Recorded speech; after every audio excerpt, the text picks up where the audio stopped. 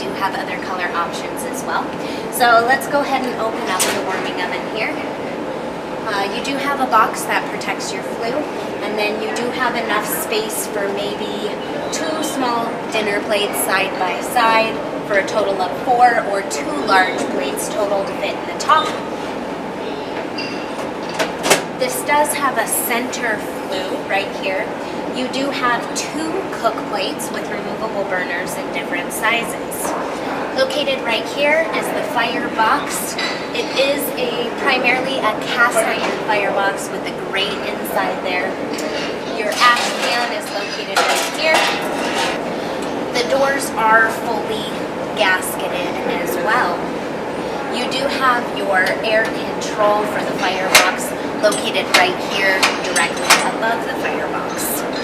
Now, Nordica really did a great job with the oven. You can see inside the oven is quite tall. You have options for 4 different levels of racks.